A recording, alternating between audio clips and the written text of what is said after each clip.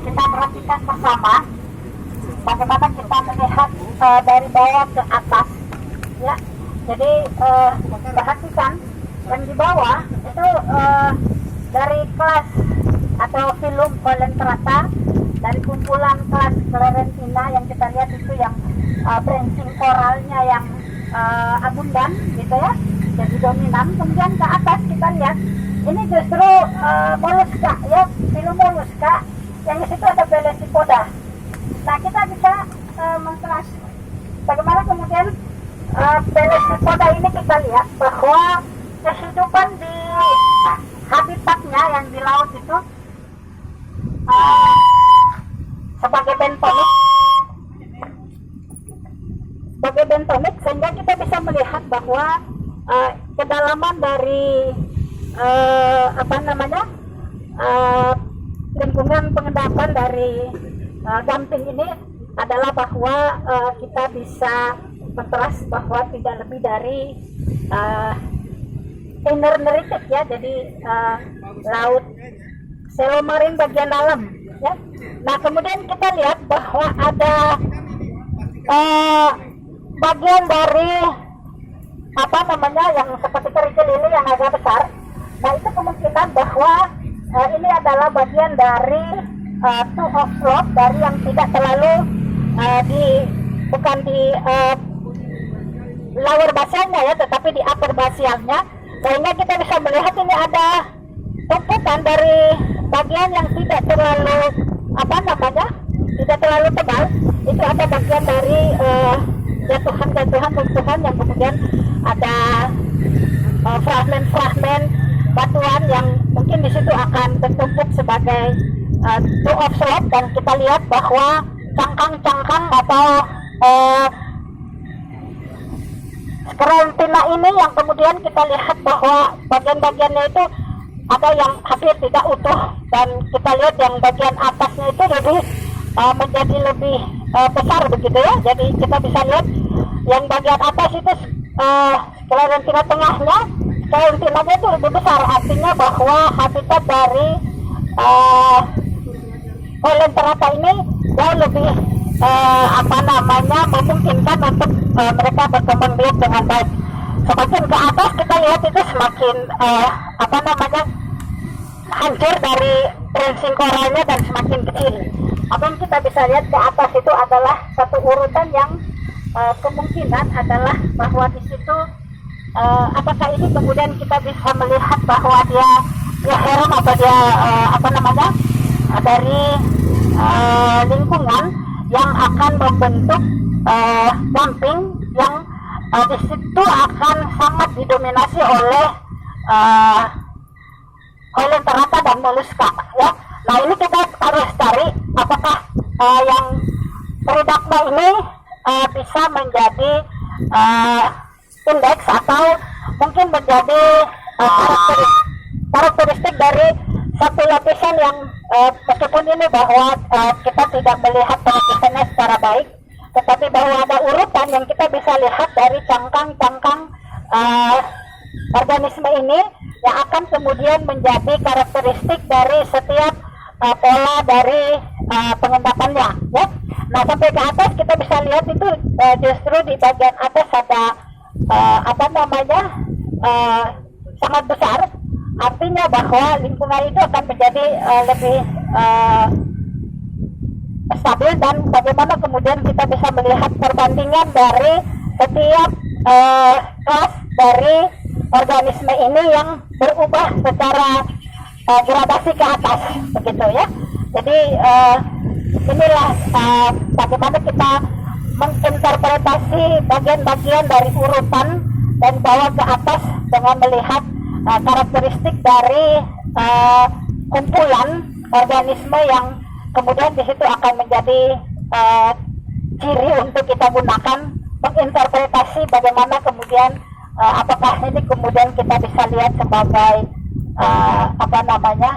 two of slope, tetapi itu juga menjadi pertanyaan bagaimana menjelaskan tektoniknya, karena kita bisa lihat bahwa branching koralnya itu ada yang kemudian masih utuh tegak begitu ya. Jadi meskipun sebagian besarnya itu hancur, tetapi bahwa kita tahu branching koral itu bercabang ke arah atas, artinya pola pertumbuhannya itu masih di dalam habitat yang normal, begitu ya. Jadi itu mungkin yang bisa kita bisa interpretasi bahwa gastropodanya ini kita tidak dapat, tetapi bahwa ada yang paling dominan ya kita lihat adalah moluska dari kelas Belesipoda ya. Sedangkan moluska itu ada Belesipoda, ada gastropoda ya, dan yang paling dominan ini adalah dari filum Coleoptrata begitu ya. Dan memang bahwa pensuplai utama dari pembentukan bersifat lain itu adalah suplai dari dissolution canghang dari organisme yang kita sebut dengan koral ya, dari bagian besar filum Coleoptrata ya. Saya kira itu mungkin untuk yang melihat ini ada sisipan yang seperti pocket ini dari fragmen batuan yang berbeda. Itu mungkin akan dijelaskan dari bagaimana kemudian kita melihat menjadi pertanyaan kenapa dia ada di situ di antara pengendapan yang mendominasi dari butirannya itu adalah cangkang-cangkang koral yang kita bisa lihat masih ada yang sangat utuh, dan sebagian besar, meskipun sebagian besar adalah hancuran-hancuran ya. Saya kira itu kalau mungkin ada tambahan dari Pak Asri yang mau melihat bagaimana kenapa ada di bagian tengah dari ini ada fragmen yang aneh begitu. Ya, saya lanjutkan penggunaannya ya. Tadi dijelaskan. Nah, intinya ini adalah koral yang sangat bagus ya, yang kalau growth pertumbuhannya itu kita berada di branching koral. Jadi kalau sebuah model koral itu ke bawah, kemudian kemarin sampaikan mulai dari head branching. Ini branching selalu sebenarnya melawan gelombang, jadi naik turun. Kemudian plating ke bawah. Nah, kumpulan yang kita temukan itu adalah ini yang di sini. Ini semua ini ya. Tapi kelihatannya ada 3 siklus, 1, 2, dan 3. Apakah dia itu bertrap turun naik air laut atau dia bertrap naik seperti ini? Yang jelas dia sudah jauh ditinggalkan oleh air laut. Ini air laut mungkin lebih ke arah sana. Dan posisi kedalaman zona potik namanya itu ya. Zona di mana air laut terhadap head coral itu 12 meter. Zona potik, zona pencahaya terhadap matahari untuk fotosintesis tumbuh. Nah, selalu begitu. Kapan dia ditinggalkan dia pasti jadi batu. Jadi batu, nah, seperti itu. Kemudian, ini tadi kenapa ada terigenik. Jadi kalau ada karbonat dominan, kemudian tiba-tiba ada batuan-batuan yang asing, itu kalau di karbonat dikatakan material terigen, material yang diseret dari darat. Ya ini ya, yang ini. Nah itu karena kalau di pinggir laut, ya kalau ini pinggir laut, selalu koral itu tidak menyebar lurus, ya, selalu ada juga celah-celah dimasuki oleh saluran dari darat masuk ke laut. Nah itulah diseret material dari sana, kemudian nanti di atasnya lagi tumbuh lagi, tergantung kalau air laut naik tumbuh lagi di atasnya. Ya jadi ini adalah channel. Ya, channel daripada saluran-saluran yang masuk dari darat. Ya, seperti itu. Kenapa ada ditutupi? Karena tumbuh lagi di atasnya. Ya kan, apakah dia naik turun, ada saluran lagi tumbuh lagi di atasnya koral. Yang jelas kita tidak tahu posisi ini. Mungkin ini posisi head coral ini di sana ya. Posisi kita selalu di sini. Selalu di sini. Nah, mungkin channel itu akan terjadi di sini di antaranya. Ya. Masih di darat. Dan darat kan daratnya ke sana. Jadi kalau pinggir shoreline ini masa material kan sungai-sungai itu biasanya banyak masuk karena kan. Nah, koral itu di salah-salahnya makanya kayak masa Malona, Lelai, teronggok-onggok begitu. Di antaranya itu adalah saluran material yang campuran dari darat. Karena dari darat juga akan masuk ke laut itu. Tidak akan tertahan begitu saja. Ya, seperti itu. Nah, itu tambahannya ini bagus kalau tetap dalam lingkungan laut. Iya. Tetap dalam lingkungan laut. Jadi dia makanya matriksnya itu tetap karbonat. Matriksnya. Fragmen aja yang dari darat, yang jauh dari darat, yang asing. Ya. Itu namanya terjenik. Nah, ada tadi molusca dan sebagainya itu memang asosiasinya dengan koral. Biasanya molusca itu selalu di belakangnya. Dia selalu berlindung di sini. Ya, kalau kita cari Pelcipoda, Gastropoda, belakang dia tidak suka yang lebih siklusnya lebih tinggi. Dia di zona tenang dan sedikit lebih banyak masih dia buru material dari darat, organik dari darat. Ya. Ceritanya begitu. Intinya bahwa air laut ini sudah berubah. Apakah kita sekarang posisi marketing, ya, seperti apa yang sudah ditinggalkan oleh sama dengan kemarin. Nah, itu yang kemarin. Kalau ini katanya Polosen. Nah, yang kemarin justru Pleistocene kan. Nah, itu sesuatu yang bisa menggambarkan bahwa ini bisa dijadikan acuan. Kemarin itu pernah dimasuki air laut juga, pernah jadi laut. Nah, hanya saja kita harus paham topografi awalnya sebuah pertumbuhan rim. Ada yang tipe ram, yang slope-nya lebih landai, ya. Ada yang rim, lebih slope-nya lebih tinggi. Tapi selalu posisi koralnya itu terbentuk di zona-zona yang dangkal itu. Ya beda kan? Nah, kalau ini mungkin yang kemarin posisinya adalah zona-zona yang disesar, zona model rim topografinya. Kali ini model ram. Ya, nanti kalau buka-buka di internet gambarnya lebih bagus. Seperti apa kalau ram, ya, seperti apa model rim. Base-nya topografi model topografinya sebuah temuan karbonat rim, model rim. Ya. Biasanya kalau model yang lebih landai ini lari ke model platform, ya, model platform model lebar.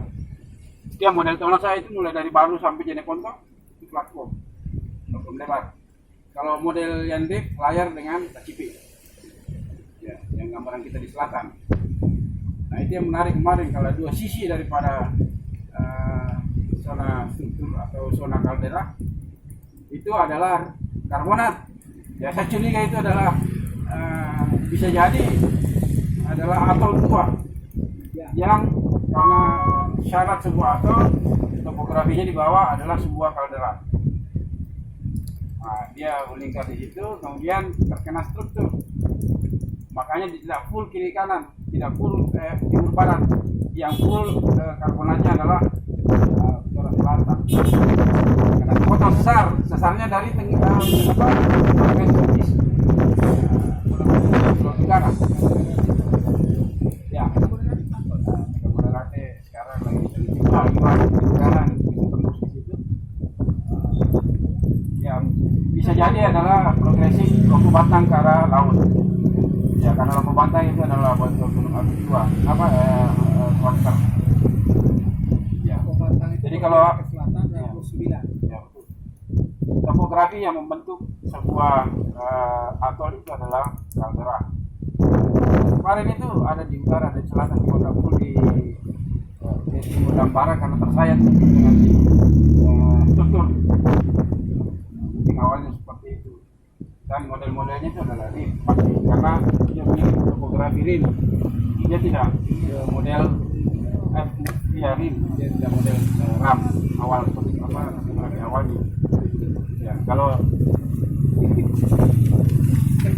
kita mau gambar atol Lalu kaldera awalnya kan kaldera kan begini. Kalau di sini kan, ya koral itu tumbuh di sini. Jadi kalau dilihat dari atas, ya koral semua ini. Kalau kita lihat dari atas. Nah itu model tadi, model head coral, branching, platy begini. Jadi begitu juga di sini, branching yang kayak gini. Kemudian platy ke sini. Lalu begitu. Makanya ini yang menjadi darat, ya, kayak kolam di tengah. Kemarin itu kita dapatkan di sini dan di sini. Ini kepotong struktur. Mungkin ya ketahuan dulu begitu.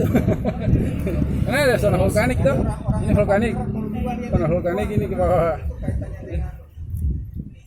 Nah, seperti itu. Nah, ini warrock, tupaan, breksi. Nah, di sini Jadi harus kaldera. Kaldera. Kaldera. Mungkin. Kaldera dengan kawah beda ya. Lebih luas kaldera. Kawah itu kalau kita gunung apinya sudah moncongnya kelihatan. Ini kaldera. Jangan seperti itu yang kemarin. Tapi ya nanti diskusikan lebih Sama jauh lagi. kalderanya Regresi dan transgresi itu tidak ada ya? Transgresi, regresi itu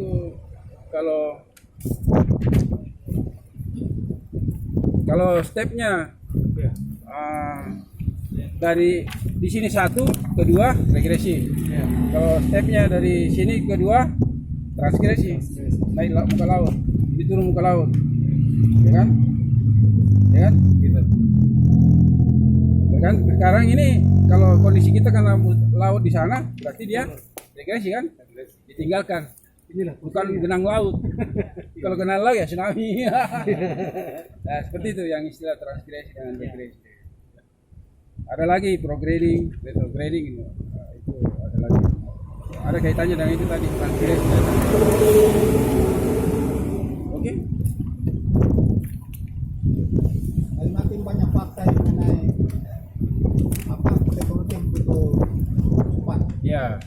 Ya. Karena umurnya muda ya. Jadi dalam waktu katakanlah kalau ini umur tadi Holosen ya 1 juta tahun, Kurang 1 juta. Kurang dari 1 juta. Baru Pleistosennya 1 juta. Jadi mendekati umur manusia. Ya, batas Pleistosen kan. Ya, faktanya di sana juga begitu, di bawah koral. Jadi kalau Anda lihat perbedaan warna laut itu ya koral di situ itu, di sana. Jadi trap-trapnya ini ke sana sampai di laut di mana dia tidak bisa tumbuh lagi. Kalau sudah dalam tidak tumbuh. Lebih banyak binatang yang lain lagi. Katakanlah koram besar dulu, baru koram kecil, plankton. Kalau ke darat dia koral. Seperti itu loh gambarannya di laut. Di Karo Open Marine itu ada plankton ke sana. Plankton. Kira begitu ya? ya, Ya, oke. kira sudah boleh kita naik mobil. Iya. Kita sampai kali